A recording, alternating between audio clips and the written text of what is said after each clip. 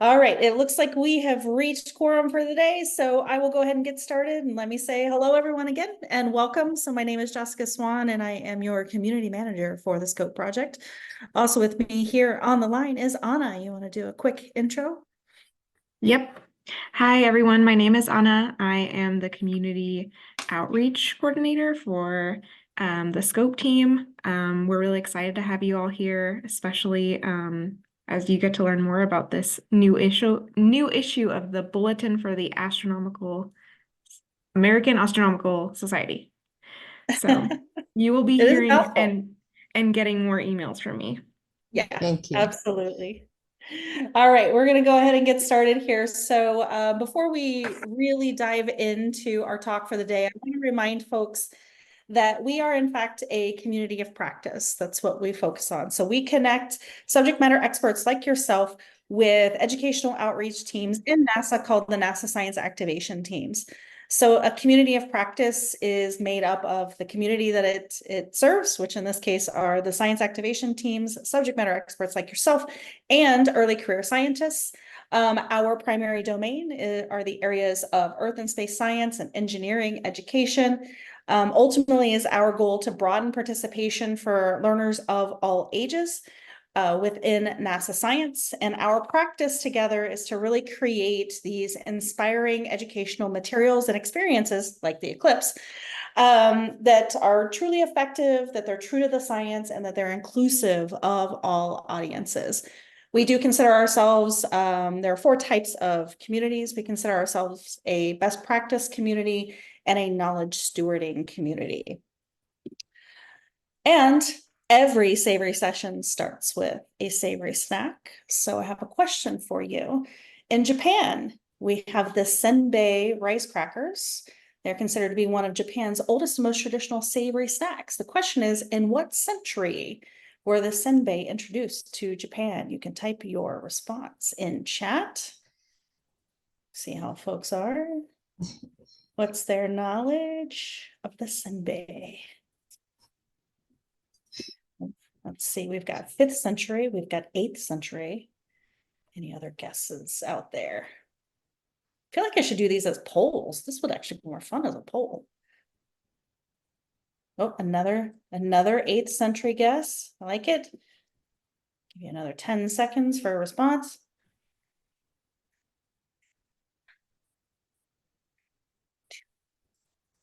And the answer is, in fact, 8th century. So these are actually really important. They play a major role in Japanese culture. They're served as a snack during tea ceremonies, festivals, and other celebrations. So in Japanese households, the senbei is commonly enjoyed with green tea or as a side dish. So head out and grab yourself your own senbei. All right, so that is my segment, and it is my great honor to introduce you to my longtime friend, Dr. Sandlin Buxner. So she is a senior research scientist and education communications specialist at the Planetary Science Institute in Tucson, Arizona. In addition to those, she is also the associate research professor and director of graduate studies in the Department of Teaching, Learning, and Sociocultural Studies at University of Arizona. Dr. Buxner's current research interests include examining issues related to scientific literacy, how to measure it, and investigating how it is changed by education, outreach, and online media. Additionally, she investigates how science research experiences can be used to improve both science understanding and empowerment of teachers and students. She was the lead editor for the first special edition of the BAAS, celebrating the wonders of science. And with that, Sandlin, welcome. Perfect. Wonderful. Thank you so much, everyone, for joining us. We're so excited to talk about what got produced. We have an author and an editor here with us today. So excited. So I want to tell you about this project and invite you personally to contribute in one or multiple ways. And so what this is the first of a special issue around solar eclipses. So it wasn't around the solar eclipse, but we're actually celebrating all solar eclipses. And so if you have some historic things, we actually had a wonderful thing come in from Yerkes, but if you have historic interests in eclipses, or future interest in eclipses, that's all fair game. But this was the very first issue. We named this one Celebrating the Wonder of Science in the Shadow. It was put into the Bulletin of the American Astronomical Society, which might seem like a different choice for a journal. We did do a lot of research on what was going to help the community. So this is a completely community-driven effort. And I really want to say that it was in response to a need from the community that they wanted a place to be able to talk about the eclipse, to have articles that were peer-reviewed and non-peer-reviewed, that didn't cost money to submit because we wanted to make it open to anyone. And it didn't cost money to read because we wanted to be open to anyone. And this was the solution to these needs that we had. We have a wonderful editor on the AAS side who works with us to make it possible. And so here's a snapshot of the very first issue. We squeaked it out on March 1 because we wanted to make sure that there were lessons learned in the community that could get out for this wonderful April 8th solar eclipse opportunity across the United States and beyond. And so right now, the way it is organized, it's organized into these different sections. And so I like to show that we have personal narratives, which is very exciting, just people sharing their own experience. Tools and tips for viewing the sun safely. We had science investigations. And so we had people doing, again, peer-reviewed science in their own investigations as well. We do have a section that's peer-reviewed papers that kind of falls into other things. Those were dual anonymous peer review. So we're actually very proud of that process. Lots of education and outreach tools and resources that can be used now, but for just viewing the sun at any time. We had our human perspectives. And so this was about people's response to eclipses and as well as just descriptions of different pieces. We actually have a really exciting article all about animals in there. And then the reports from the field. So those are the reports where we might say, hey, this is the event that I led. Next slide, please. Perfect. So as a summary, we did get 33 submissions. So exciting. And again, we had the peer-reviewed and non-peer-reviewed. It was completely community-driven, all by volunteers, including myself and other folks. But I do have Jess share and Anna share how Scope has actually helped contribute to this process as well. But everyone was invited who experienced, planned for, or had ideas for contributing to it. This is the same thing that will be for our upcoming issues. And so my two invitations to you are, first, I'll put in the chat the link to the first one. And so I invite you to go through the submissions. They're really quite wonderful. All of the images, artwork, photographs in the special issue are from authors. We're very excited. So including like the banner images. And so we're very thrilled that we get to share all of that. And I'll have you go to the next slide. And you can see that it included really great papers from NASA missions and SciAct projects and museums and, right, just community members. And again, this is kind of how it lays out on the page. I'll have you go to the next slide, please. And so here is my invitation to you, is to contribute to upcoming issues. Now, we don't know, because we don't know what the response will be again, because it's all, right, we're soliciting. We imagine we're going to do 3 more issues, a summer closing issue, a fall, and then a winter this year to give everyone time to be able to write. We have people who are still working on science and science investigations and analyzing all that data. So I've heard from them. We also have people who just need a little more time to collect up their images and to do the stacking or to collaborate. And so we don't want people to feel this big crunch that you might have kind of with a professional journal that has deadlines, because again, we are being very responsive to what the community needs and wants. And so here's my invitation is I'd like everyone to consider whether you were in the path, you were off the path, you had clouds, you thought about it, you did artwork, you worked with a kindergarten class, you're thinking about the future. I want to invite you to contribute something. And so again, it doesn't have to be a big formal piece. It could be an art contest you did with children that you want to share, or an idea that you want to share for the future. But it's a really amazing opportunity to archive all of this for the community. Part of the other reason we love this is that all these articles get a DOI, so they will have a permanent presence with the AAS. These articles will live. They are archived with the Library of Congress. And so it's a really just fantastic place to get your ideas down, to have them copyrighted as you like. You also can have the images, will have the opportunity, and the images that come into these special issues will have an opportunity to be included in a book that we put together at the end of this. You will keep all the copyright of those images, and obviously the attribution goes to you, but it will be part of a printed book.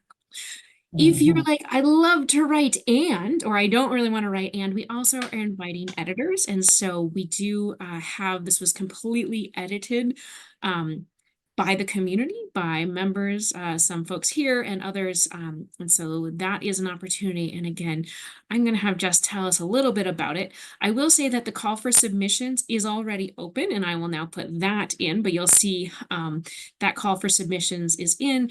Just for your own knowledge, there are two different processes. If you are putting in a submission that it will not be peer reviewed. You just go right through the system at the Bulletin. It's through a system called PubPub. If you are interested in this peer review, you're going to halt, and there's an email. Once you log in, there are directions, but you basically start by submitting it to an email that goes to me, and I send it out for our dual anonymous peer review. Jess, I'm going to give you a moment, if you will, just to talk a little bit about the support that Scope has for the editorial process. Yeah, absolutely. And we actually have someone here on the line who has participated Camille, in exactly. Camille. Yeah, so we actually provide financial support for this big heliophysics year, which includes both the annular and the total solar eclipse. So the funding model is that we will provide you training. Actually, Sandlin will provide you training. And then once you're finished with the entire editing review process, the SCOPE program can provide you a stipend of $800, which includes the $50 for training and then $750 for the actual review process. Sandlin, is that, so because you're doing a rolling call, are you looking for folks like each one of those discreetly, or? We're looking for folks to kind of help out. And I will say, I knew very little about how the system worked. And so the training was much more of a get together. Now I know exactly how the whole system works. And so I can provide lots of training. And I'm doing a video as well for the community. But yeah, so we're looking at kind of a rolling. But I know that, you know, some people are on an academic calendar. Some people are going away for the summer and would rather help out in the fall. So we're trying to be very flexible with folks' schedules and kind of what imagines, you know, the commitment had been last time was kind of in the 3 to 5 articles, which seemed like a reasonable amount of articles to be able to shepherd forward, because they're, for some of them, are quite long and in depth. Right. And Camille, since you're here and you do have experience, did you want to share your experience with the group? Yeah, so I just thought it was yeah, a great opportunity, especially if you're an early career scientist. This might be your first opportunity to actually be part of like an editorial team. So yeah, I thought it was very useful because usually as a graduate student, you don't have like an opportunity like that. Yeah, great. The last thing I want to say is don't be alarmed. Like, don't go, I can't do it because it's not my content area. Most of this content is not high level physics content that may be out of your realm. We're talking about people talking about their experience. So it's the human content, trying to make these readable to anyone. So we don't want technical papers, we want readable papers. And so that's the expertise that we're really looking for, not someone who knows, right? We're not asking you peer review papers. We're asking you just to make sure that they are really accessible to the public. And so it's a great opportunity to do that. You get named in the journal as helping out as well. And with that, like I said, I just want to like further, like if you have colleagues, friends, children, grandparents, anyone who might, we are accepting such a wide range. And so I just want to say, like, images, we're taking videos, so you can embed videos, dynamic websites, all of that is fair game. And so we are inviting people to break the system, right? We're trying to really push the envelope of what the Bulletin can do for the community for this, and really moving forward for the astronomical community in general. I did just drop a link in the chat, which takes you to the scope page that talks a little bit more about the solicitation, and also the funding model that is associated with it. So if this is something that you're interested in, please do complete the web form, and then we'll let Sandra know that you are interested in joining, and then she'll get connected with you for training. And Other then than that, yeah, and then here is, it looks just like the other one, but here's the new submission link for the next set of special issues. so open the floor to question. Jeremy. Yes, I was looking at your link, and it appears that in order for me to become an editor, I have to have some kind of a NASA affiliation. What if I don't have that? So yeah, I'll let you answer. Yeah, that's fine. So it's really more, do you work in areas of NASA research? Do you work with NASA data? Anything that's affiliated or associated with NASA is what we're looking for. Well, about the only Working thing in- I've done was I had a bunch of students do the NASA Sound Eclipse project because we were in the path of totality. Yeah, So that would works. Yeah. I'm sorry, was that affirmative? Yeah, I believe that would work. Okay. Sure. Okay, that was my only question. Thank you. Mhm. And I will say, and again, because this has been recorded, and if anyone sees it, from the journal side, we are taking any editor, whether or not you are affiliated with NASA Science. And so you won't be eligible for the scope stipend, but you're absolutely eligible to become an editor for the journal. Okay, yeah, that was my interest, was to become an editor with or without a stipend. Perfect. Yeah, please go ahead and fill out the form. And we also took students. And so we had some folks who had some undergraduate students who helped us, again, as this really great opportunity of just getting involved and being able to say, gosh, I worked on this cool project to do it. And again, we're really trying to make this of value kind of on every aspect of the community. No, I appreciate it. I have a question and a comment. Great. So I collected a lot of data on that day because we were on the path. I did correct the temperatures, the wind direction, the speed of the wind, the intensity of the heat. And I took a lot of pictures, almost hour by hour for the eclipse. And I collected data before, one day before, during the eclipse and after. So I'm interested in peer-reviewed work and also being an editor. Beautiful. So Yeah. definitely you'll see when you log in to submit, what will happen for anyone who wants peer review, that sounds lovely, is you end up submitting an article that has your information redacted. There's an email in there, and I'll put it in there as well. You can ask questions, and then we send it out for the review. And then once it's reviewed, then we go into the editorial process as well. And then I'll invite you to go to the link for the editor solicitation, just so we have that as well. Thank you.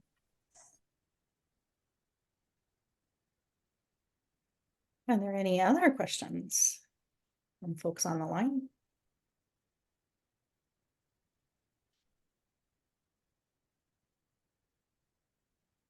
Okay, Salen, would you mind dropping your email over in chat? So if anyone has any questions after we leave here today, feel free to send those directly to Sandlin.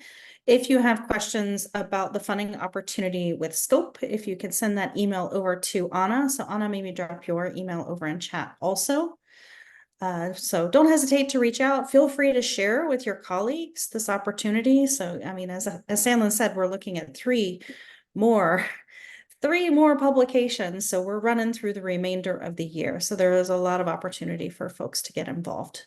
Yeah, and I'm going to be putting in, a special email, as you all probably get overwhelmed in your public, your professional email. I have an email that is very specific to the Eclipse publication. So it's a Gmail, but that's how I keep it separate from all the other work that we're doing. Separate lives. Yeah, separate lives, just so I can see it and go, oh, that's about the special issue and not about student issues or other things that come up. Absolutely. All right. Well, thank you all so much for your time today. We are always excited to have members of our community join us to participate in some sort of savory snack. And we look forward to seeing you at the next Savory session, which is going to be, Anna? May 31st, and it's going to be at 11 a.m. Pacific time. And you'll be hearing from one of our science activation teams, Nifty, but their associate team is Sci Girls for the PBS Kids. And so they will be talking about their role modeling styles and working with trying to engage girls to do STEM outreach. So yeah. It's a great opportunity. So we look forward to seeing you next time. Don't hesitate to reach out if you have questions. Thanks again, and we'll see you all next time.